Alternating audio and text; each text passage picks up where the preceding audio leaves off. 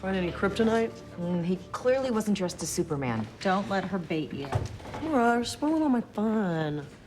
Okay, then just for the record, no kryptonite. The cause of death was blunt force trauma. But given the force of the blow against the stationary footboard, there should have been some sort of contra-coup injury to the opposite side of the victim's head. But there wasn't. No. A skull fracture requires 500 pounds of force.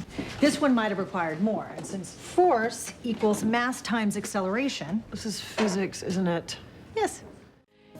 Anyway, for the stationary footboard to create that wound in our victim's skull, he would either A, had to have fallen 18 stories, B, have a head that weighs 5,500 pounds, C, have flown into the footboard at 120 miles an hour, or D, some variable combination of these factors. Well, I didn't get any credit for that physics class, but I'm guessing by the tone of your voice that none of these things happened. No.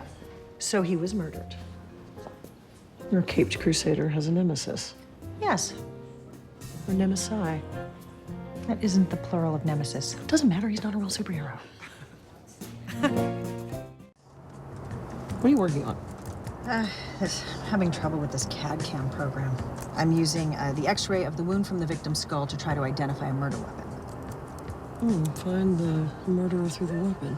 It seemed like a great idea, except every time I run the analysis, it keeps telling me that the murder weapon was the footboard. But physics has already proven that not to be true, so I must have loaded the data wrong. You'll figure it out. Yes, I will.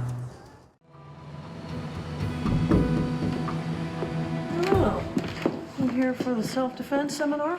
No, you're here to see one of the fruits of my Sweat Lodge revelations. I'd been struggling with this CAD/CAM program I'd been using. It kept indicating that our victim, Ron, was killed by the footboard of the bed, even though the physics of that made it impossible. But in the Sweat Lodge, I realized that the program was right.